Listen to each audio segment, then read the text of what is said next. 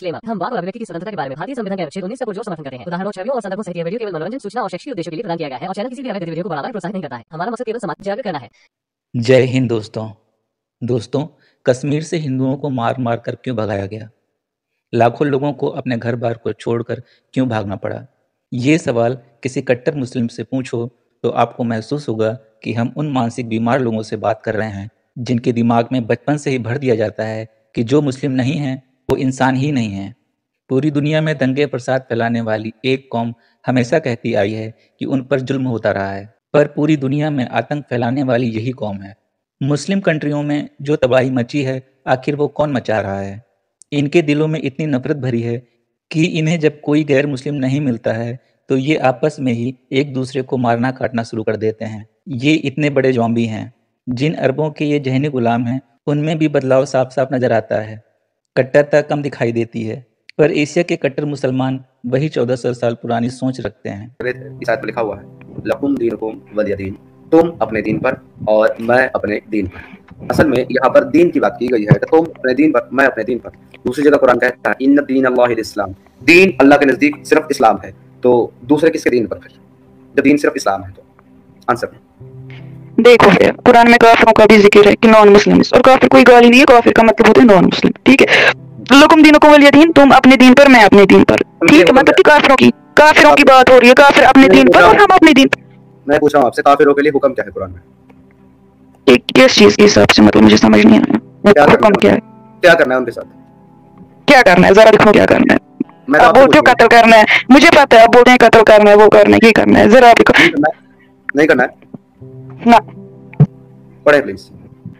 खुदा पर ईमान नहीं लाते और न रोज आखिरत पर यकीन रखते और न इन चीजों को हम समझते हैं जो इसके रसूल को करते हैं, इनसे जंग करो यहाँ तक कि जलील होकर अपने हाथ से जैसे। अच्छा, क्या उस टाइम के काफिरों की बात है, थोड़ी ना अभी की बात है। ओके, बात है उस टाइम के काफिरों की बात है। I am sure. Okay, let me check your surety.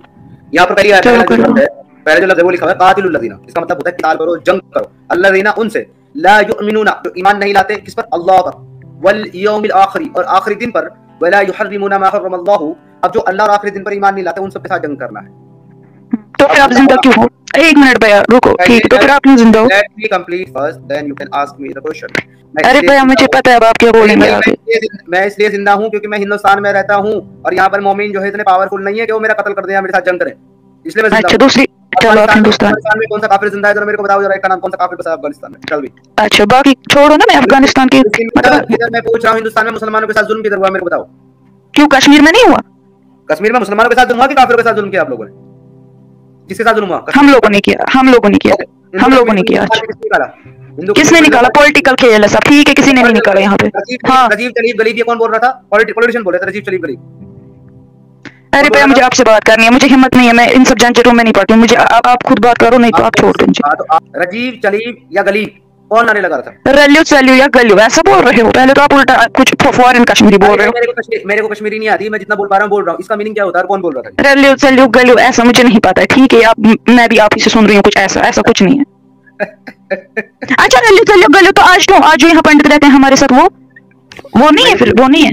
मैं पूछ रहा हूँ आपसे, उनको क्यों नहीं? अच्छा ठीक है, उनको क्यों नहीं रल्यू चल्यू तो गल्यू हम बोल रहे हैं? आप इतना डरी हुई क्यों? आप इतना इनसिक्योर क्यों? मैं डरी हुई नहीं हूँ। कश्मीर के पंडितों का है, कश्मीर के मुस्लिम्स का है, जिधर जिसका खून पड़ा है ना इस कश्मीर पे, वो ठीक है। बहन मेरी, मुझे 3 नारों का देखो, मुझे ये नारे नहीं पता, और अगर है भी ना तो गलत है, क्योंकि कश्मीरी। ओके, मुझे इनका मीनिंग बता दे भाई प्लीज, मुझे रजीब चलीब गलीब का मीनिंग बता दो, क्या होता है रलीब चलीब? रल्यू मीन्स मिलना, चल्यू मीन्स चली जाओ, रल्यू चल्यू क्या और क्या बोला आपने? गलीब मतलब मार जाओ। हाँ, या तो हाँ, लेकिन मैं इस एक minute, now let me explain. जो चलीब इसका मतलब है यहाँ से चले जाओ छोड़ करके, गलीब यानी कि मारे जाओ। तो ये नारे कौन लगा रहा था वहाँ कश्मीर में? देखो भैया, अगर कोई ये मुस्लिम भी लगाएगा नहीं नारे तो वो गलत है। यहाँ कोई इस चीज को सपोर्ट नहीं करता है, ठीक है। आपकी जो मेंटालिटी है ना कि मुसलमान पंडितों को मतलब उनके खिलाफ ऐसा अगर होगा भी इन केस कोई, तो ये गलत है, हम नहीं सपोर्ट करते हैं। हम नहीं, गलत इंसान हर जगह पे होते हैं ना, गलत हर जगह पे होते हैं। अब आप मुझे एक एग्जांपल बताएं, कश्मीर के अंदर हिंदुओं ने किस मुसलमान को मारा है, उसका नाम बताएं। अच्छा, यहाँ जो इतने लोगों को शहीद किया, नाम बताएं। आपके एक आपके का नाम मुझे क्या नाम बोलना है? आपको पता है, सबको पता है किसने यहाँ पे कब्जा किया। हिंदुओं ने किसको मारा, कश्मीर में किस मुसलमान को मारा, उसका नाम तो बताएं। नाम बताएं, क्या रो रहा है? किन किन का नाम बताऊं? एक दो का बताएं उनमें से, बताएं। मैं नहीं बोल सकती हूँ, आई एम सो सॉरी। आपको पता है कश्मीर की हालत क्या है, इसलिए मैं नहीं बोल सकती, ठीक है? उनको जो है यहाँ पे पंडित अगर 100 मरे हैं ना तो उनको पंडित अवाम ने मारा है कि आर्मी के हाथों मारे गए? किनको? जो टेररिस्ट थे। एक्सक्यूज मी भैया, टेररिस्ट का नहीं, मैं लोकल लोगों का बोल रही हूँ। सारे टेररिस्ट नहीं होते, ठीक है? आप तो मुझे भी टेररिस्ट बना दो। वो आपके लोकल लोग ही टेररिस्टों को अपने घर में बना देते हैं। आपके वो लोकल लोग ही पाकिस्तान जिंदाबाद। वो मुझे पता है, वो मुझे रोना आएगा। मुझे सुनो, मुझे मत रुलाओ, मुझे पता है यहाँ क्या हुआ भैया। सुनो, मुझे रोना आएगा, मुझे मत रुलाओ। पाकिस्तान का झंडा लहरा करके पाकिस्तान जिंदाबाद के लगाते ना, वो आपके अपने लोकल लोग ही, बाहर वाले नहीं है। समीर भाई को कश्मीरी नहीं आती है, इसलिए नारों को सही से बोल नहीं पा रहे हैं, पर हकीकत तो यही है। इन्हीं नारों को लगाकर लाखों कश्मीरियों को इन लोगों ने कश्मीर छोड़ने पर मजबूर कर दिया। ये लेडी कट्टर मुस्लिम है, जिस देश का खाती है उसी से गद्दारी करती है। 3rd क्लास का बच्चा, वो भी टेररिस्ट था। 3rd क्लास का बच्चा भी जो पढ़ने गया, उसकी लाश आई। जिनको पैलेट यहाँ आंखों में मारे वो भी थे। 7th क्लास की लड़की जिनके रेप हुए यहाँ, जिन लड़कियों के, जिनको आर्मी वालों ने रेप करके फेंका, वो भी टेररिस्ट थे। आपके अपने टेररिस्ट जो है आर्मी वालों के कपड़े पहन के वहाँ पे जो है ना रेप। भैया चुप करो। अरे भैया, हमने देखा है, हम यही गए, हम जिए भी यही, मरेंगे भी यही। प्लीज आप इस कश्मीर का मसला ही मत लो, मैंने अपनी आंखों से देखा क्या हुआ है। प्लीज, मुझे रोना आएगा। आपने नहीं देखा, मतलब आपको अपनी चीजों के ऊपर रोना आता है। और वो जो 4 से 5 लाख कश्मीरी हिंदुओं को आप लोगों ने घर से बेघर, हर किसी के लिए, पंडित भी है ना, वो इंसान है, हर किसी के लिए। और हमने नहीं निकाला। तो फिर किसने किया? आपके मुसलमानों ने। ठीक है, हमने नहीं निकाला, हमने नहीं। अगर मुसलमान भी होंगे, उसने कुछ गिने चुने, तो वो तो हर जगह होते हैं गलत लोग, तो उसमें मैं क्या कर सकती हूँ? तो मैं तो उनके साथ में हो गया। अगर हर जगह वो लोग होते हैं तो फिर उनको डिफेंड क्यों करना है? क्या? नहीं, मैंने उनको डिफेंड नहीं किया, कहाँ भी किया। तो क्यों कहा कश्मीर में जुल्म हो रहा है मुसलमानों पे? हाँ, हो रहा है, अभी भी हो रहा है, वहां पे हो रहा है। अरे भाई, तुमने जुल्म किया है दूसरों पर, वो जुल्म नहीं है क्या? हमने नहीं किया, पॉलिटिकल लोगों ने और कुछ गिने चुने लोगों ने किया हमको, ठीक है? पॉलिटिकल कौन सा था जो वहां बैठ करके हिंदुओं को मार रहा था? मार तो तुम लोग थे। उफ खुदा, मैं नहीं आपको समझा सकती। एक मिनट, जगमोहन मारने आया था हिंदुओं को? मैं आपको नहीं समझा सकती। जगमोहन मारने आया था या फारूक अब्दुल्ला मारने आया था या आर्मी मार रही थी? कौन मार रहा था उन मुसलमानों को? आर्मी मार रही थी। आपके मुसलमान क्या कर रहे थे? वो हाथ पैर रख के घर में बैठे थे, वो तो नहीं मार रहे थे ना? वो नहीं मार रहे थे ना किसी को? 90s में आपके घर में घुस कर मारा है मुसलमानों को। प्लीज आप मत बोलिए, ये टॉपिक नहीं है ना, कश्मीर का टॉपिक नहीं है ना, यही टॉपिक है मेरा, अभी का टॉपिक नहीं है ना, मेरा अब यही टॉपिक है। मैं आप ये जो कुरान है ना, ये जिसको आप कह रहे हो ये उस वक्त के लिए था, आपके लिए नहीं है। ये दिखा रहा हूँ कि ये आज भी फॉलो किया जा रहा है। तो फिर यहाँ के क्यों लोगों को मारा? पंडित ही खाली मारे, हम नहीं, मतलब मुसलमान नहीं मारा यहाँ कोई। इस कुरान की आयत को फॉलो करके किसने मारा? किसने मारा? तो आग लगे उन लोगों को, मुझे क्या है उनके साथ, मैं तो नहीं बोल रही हूँ ना उनके, मतलब उनके फेवर में। ओके, ठीक है, तो ये आपको कुरान तो बोला ना कि अब आपको मैं एक आयत दिखाने वाला हूँ जो तीनों को, वो जो आपका है ना, वो रली चली गली, वो तीनों को जो है आपकी एक आयत एक्सप्लेन करती है, तीनों को लो। अब इस पर मुझे जवाब देना। ये सूरह अल-माइदा की आयत नंबर 33 है। जो अल्लाह ताला और उसके रसूल से लड़े और जमीन में फसाद फैलाए फिरें, उनकी सजा यही है कि वो कत्ल कर दिए जाएं, यानी कि उनको मार दो, या सूली चढ़ा दिए जाएं, या मुखालिफ जानिब से उनके हाथ और पांव काट दिए जाएं, या उन्हें जिला वतन कर दिया जाए, उनके घर से निकाल दिया जाए। ये तो रही उनकी दुनिया की जिल्लत और ख्वारी, और आखिरत में उनके लिए सबसे बड़ा अजाब है। ये जो काटने, मारने और घर से निकालने का हुक्म तुम्हारी कुरान की आयत दे रही है, यही कहना तुमने कश्मीर में लोगों के साथ? फिर से बोल रहे हो हमने किया, समझ नहीं आता है ना आपको? मैं जो बोल रहा हूँ, ये कुरान किसने, काफिरों ने फॉलो किया था कि वहां आर्मी ने फॉलो किया? अगर यहाँ 90% मुस्लिम है ना, तो 80% ये कि 10% गलत हो सकता है, ठीक है? यहाँ पे आज अगर वहाँ 5% हिंदू है, तो पहले कितने हिंदू थे वहाँ पर कश्मीर में? ये बताओ, कितने थे? थे, पंडित भी रहते थे, मुस्लिम भी। कहाँ गए वो लोग? कहाँ गए वो लोग? वो आप लोगों की पॉलिटिकल लीडर्स ने यहाँ पे किया, हमने नहीं किया। मैं पूछ रहा हूँ बहन मेरी, मैं वो कहाँ गए? बाहर गए रहने। क्यों गए बाहर? क्यों गए? अब एक ही बात है, आप दिमाग खाओगे मेरा, है ना? मैं आपसे रीजन जानना चाह रहा हूं। बाहर गए कश्मीर छोड़ के क्यों गए? ओह खुदा, कैसे समझाऊंगा? इस औरत की बातों से लगता है पूरी दुनिया मिलकर मुसलमानों पर जुल्म कर रही है। जहाँ जहाँ मुस्लिमों की तादाद ज़्यादा है, वहाँ वहाँ हमेशा दंगा फसाद देखने को मिलता है। इनकी किताबों ने इनको नफरत करने के अलावा कुछ भी नहीं सिखाया, और यही लोग दूसरे पर इल्जाम लगाते फिरते हैं। अच्छा एक बात बताओ, एक बात, चलो आप एक कम से कम, आप और भी कुछ नहीं है, आप एक लड़की, एक महिला तो है ना, एक लड़की हो ना? हाँ हूँ। एक लड़की की इज्जत उसको कितनी इंपॉर्टेंट, कितनी प्यारी होती है, इसका तो दर्द होगा तुमको, या इसका भी नहीं है? नहीं है, वो नहीं होगा, इसकी बात नहीं है। तो ये बताओ, जिन महिलाओं को, जिन बेटियों को, जिन लड़कियों को सारे बाजार रोड पे नंगा करके उनका रेप किया गया, उनके लिए भी तुम्हें दर्द नहीं है? इसने किया रेप? वही तो बोल रही हूँ, देखो कुछ आपकी जो पॉलिटिकल लीडर्स हैं और कुछ हो सकते हैं मुसलमान, ठीक है, सब नहीं, उनमें हाथ नहीं है। अगर तुम पॉलिटिकल लीडर की बात कर रही हो तो वहां पे तुम्हारे सीएम का नाम था फारूक अब्दुल्ला। तो अब मुझसे मैं कुछ गलत नहीं बोलना चाहती, जो भी हो मैं सबको, कोई भी हो, खुदा तो नहीं है ना वो। बोल दो फारूक अब्दुल्ला हराम की औलाद लानती है वो, जिसने ऐसा करवाया। मैं किसी को, देखो भैया, आप इतना इस्लाम के खिलाफ बोलते हो, जब मैं आपको भैया बोलती हूँ, मैं किसी को कैसे गाली निकाल सकती हूँ? मैं आपको बहन बोल रहा हूँ, प्यारी बहन बोल रहा हूँ, मैं इस्लाम के खिलाफ बोलता हूँ, मुसलमानों के खिलाफ नहीं बोलता। मैं ये कह रहा हूँ पॉलिटिकल की जब बात कर रहे हो तो पॉलिटिकल जो है ना, देखो जिसकी, चलो सुनो, आप लोगों को है ना दिल में इतना पंडित का, मैं बोलती हूँ जिसकी वजह से भी जो भी उसमें इन्वॉल्व होना चाहिए, वो मुसलमान हो, फिर पॉलिटिकल कोई भी हो, उसको लाना तो वो हमेशा जहन्नम में। देखो कोई, अगर मैं किसी पंडित को, किसी हिंदू को, नहीं मेरा कहना नहीं है, मेरे मजहब का कहना है। ये तुम्हारा कहना है कि उन पर लाना, एक मिनट, ये तुम्हारा कहना है कि उन पर लाना, और वो जानते हैं मेरे मजहब में ये नहीं लिखा किसी बेगुनाह को मारो, नहीं। हेलो ओ बहन जी सुनो, कुरान का कहना है ऐसा ही करो, नहीं, कुरान का कहना है ऐसा एक इंसान को मारना, पूरी इंसान, एक इंसान बेगुनाह इंसान को, चाहे वो हिंदू हो, सिख हो, क्रिश्चियन हो, कुछ भी हो, एक बेगुनाह इंसान को कत्ल करना, पूरी इंसानियत को कत्ल करना। एक इंसान का कत्ल किया, उसने पूरी इंसानियत का कत्ल किया, यही वो आयत है। और इसमें पे आगे ये भी लिखा हुआ है कि दो शर्तों के अलावा, या तो जमीन में फसाद फैलाता हो, या तो फिर जो है ना वो किसी को कत्ल कर डाले। शिर्क जो है, शिर्क वो जमीन का सबसे बड़ा फसाद है। शिर्क हम देखो बहन, एक बात सुन ले बहन मेरी, तेरे को कुरान के बारे में नहीं पता, जब मैं बता रहा हूं तो सुन ले। हाँ जी, यही वो आयत है जिसको तुम कहते हो कि एक इंसान को मारना सबसे बड़ा गुनाह है, ये आयत है। मन अज़ल ज़ालिका कतबना अला बनी इस्राईल इन्नहु मन कतला नफ्सिन बिगैरि नफ्सिन फसाद फिल अर्दि फकन्नमा कतलना नास जमीआ। यहां पे लिखा और इस वजह से नबी करीम सल्लल्लाहु हमने बनी इस्राईल के ऊपर ये लिखा, जो शख्स किसी को बगैर इसके कि वो किसी का कत्ल कर दे या फिर जमीन में फसाद फैलाए, कत्ल कर दे, तो ऐसा है जैसे कि उसने पूरी इंसानियत को कत्ल कर दिया। अब ये जो किसी का कत्ल कर दे उसको मारना इंसानियत का कत्ल नहीं है, और जो जमीन में फसाद फैलाए उसको मारना इंसानियत का कत्ल नहीं है। और शिर्क करना, कुफ्र करना, जमीन में फसाद फैलाना है, तो काफिरों को मारना इंसानियत का कत्ल नहीं है। कहाँ लिखा है शिर्क करना? ये है शिर्क करना, ये अरे बहन ये फसाद लिखा है ना, जमीन में फसाद मचाने वाला लिखा नहीं है।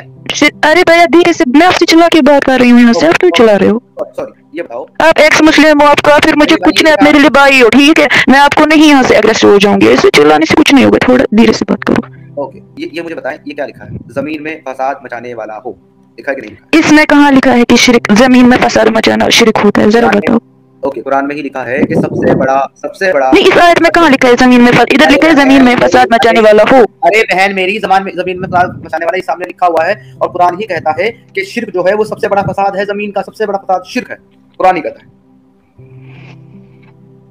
अगर जरा देखो कहाँ कहते हैं शिर्क सबसे बड़ा फसाद है, जरा देखो कहाँ कहते हैं। ओके, सूरह बकरा आयत नंबर 217। लोग आपसे हुर्मत वाले महीनों में लड़ाई के बाबत सवाल करते हैं, आप कह दीजिए कि इनमें लड़ाई करना बड़ा गुनाह है, लेकिन अल्लाह की राह से रोकना और इसके लिए साथ कुफ्र करना और मस्जिद हराम से रोकना और वहां के रहने वालों को वहां से निकालना अल्लाह के नजदीक सबसे बड़ा गुनाह है, सबसे बड़ा फितना है। फितना, फसाद क्या है भाई? अल्लाह के दीन, अल्लाह से रोकना और अल्लाह के दीन से रोकना, ये सबसे बड़ा गुनाह है, सबसे बड़ा फितना है। साबित हो गया? इन लोग के सामने इन्हीं की किताब खोल कर रख दो, फिर भी ये नहीं मानेंगे। इतने मुनाफिक और जलील सोच रखने वाले ये लोग पूरी इंसानियत पर कलंक हैं। आप इसको बैक कीजिए, छोटा कीजिए, मैं खुद पढ़ूंगी एक बार। पढ़िए, आराम से पढ़िए। लोग आपसे महीनों में लड़ाई की सवाल, इसमें लड़ाई गुनाह है, लेकिन अल्लाह की राह से रोकना, इसके साथ मस्जिद हराम से रोकना और वहाँ के रहने वालों को निकालना अल्लाह के नजदीक, इससे भी बड़ा गुनाह है, फितना। शिर्क का कहाँ है, जरा दिखाओ। अरे सिस्टर, ये कुफ्र लिखा हुआ है कि नहीं? कुफ्र और शिर्क लिखा हुआ है यहाँ पे, ये क्या है? कुफ्र करना और अल्लाह के साथ कुफ्र करना, ये क्या लिखा हुआ है? अच्छा, तो अब इसे क्या होता है, मतलब साबित क्या होता है इससे, मुझे जरा समझो। अगर आप ये पढ़ने के बाद भी ये पूछ रहे हैं कि इससे क्या होता है, तो अब मैं आप जो बोल सिस्टर, 2 मिनट मेरी बात सुनिए। आप जो पहली आयत जो दिखाए थे जिसमें अल्लाह ने कहा है कि एक लोगों को कत्ल करना, उसको आप वापस लाएं। जी, मैं लेके आता हूँ। 5 की 32 की 33। ओके जी, 5 की 32 लेके आता हूँ। 5 की 33 है ना वो? हाँ, 5 की 33 में है, मतलब 5 की 33 में तो कत्ल करने का हुक्म है, 32 में बनी इस्राइल का हुक्म बता रहा है। ये बनी इस्राइल वाला लाना है ना? जी जी। अरे हाँ, उसी से शिर्क साबित हो जाएगा। वो बछड़े को मारने वाले को तो कत्ल करने को कहा था, राइट जी, वो तो सूरह बकरा में है वो। हाँ, वो भी मिल जाएगा। अभी देखिए सिस्टर, इसमें आप पहली बार देखेंगे ना, इसी वजह से हमने बनी इस्राइल पे लिख दिया। आप ये पहली लाइन पढ़ेंगे ना, इसी वजह से हमने बनी इस्राइल पे लिख दिया, ठीक है? इसका क्या मतलब, किस वजह से अल्लाह ने बनी इस्राइल पे लिखा है? इसी वजह से हमने बनी इस्राइल पे लिख दिया। जी, आपने कभी इसकी वजह जानने की कोशिश की है कि अल्लाह ने एक नफ्स को कत्ल करना, पूरी इंसानियत को कत्ल क्यों लिखा है? क्योंकि अल्लाह पहले कह रहा है कि इसी वजह से, इसका वजह जानने की कोशिश आपने कभी की है?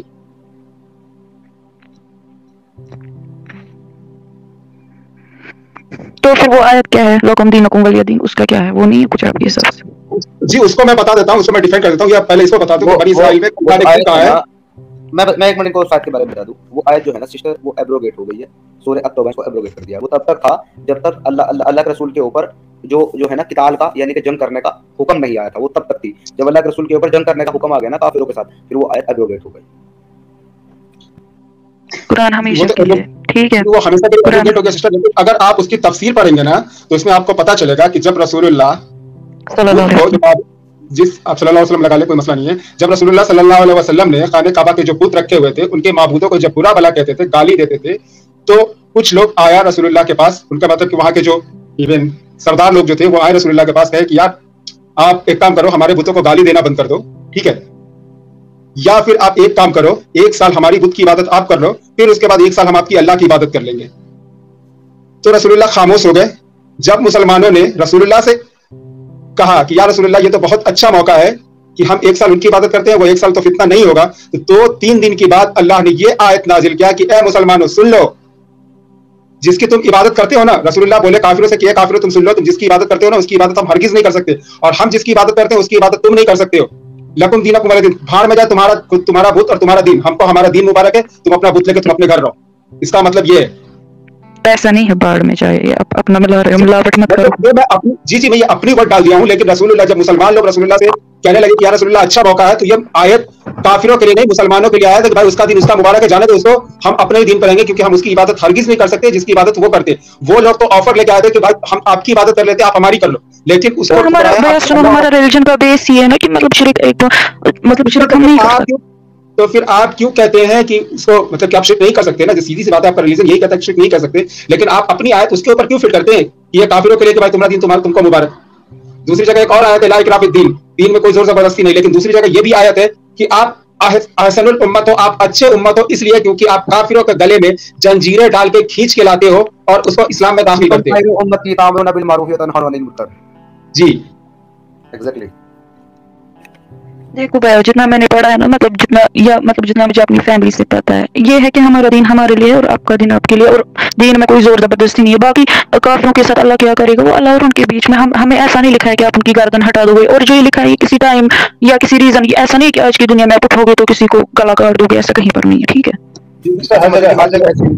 समीम भाई सुने, मजे की बात ये है। अच्छा भैया एक बात सुनिए, एक मिनट मुझे समीम भाई से बात बोलनी है, आप सुनिए। अभी थोड़ी देर पहले जब इन्होंने वो कोट की थी लकुम दीनुकुम वलिय दीन, और मैंने इनको शमीम भाई ये कहा कि वो आयत एब्रोगेट हो चुकी है, इन्होंने क्या कहा था, कुरान कयामत तक। नहीं, मेरे लिए वो एब्रोगेट नहीं हुई है, मेरे लिए वो कयामत तक के लिए। मुझे नहीं पता क्यों बोल रहे हैं आप, ठीक है ना सिस्टर, ठीक है, मुझे शमीम भाई से बात करने दो, आप बीच में डिस्टर्ब कर। तो शमीम भाई ने क्या कहा था कि मेरे लिए कयामत तक के लिए है, मेरे लिए एब्रोगेट नहीं हुई है, लेकिन जब जंग के आप आयत दिखाओगे तो ये क्या कह रही है, ये उस वक्त के लिए है। तो देखा दोस्तों, यही है असली इस्लाम। आपने अभी तक हमारे चैनल को सब्सक्राइब नहीं किया है तो प्लीज़ कर लें, साथ में बेल बटन भी दबा दें, जिससे हमारी आने वाली वीडियो लगातार आप तक पहुंचती रहे। हम आगे भी इसी प्रकार इस्लाम को एक्सपोज करते रहेंगे। वीडियो अच्छा लगा हो तो लाइक और शेयर जरूर करें, कमेंट करना बिल्कुल ना भूलें। इस्लामिक कल्ट से बचें, अपना ख्याल रखें। जय हिंद, वंदे मातरम।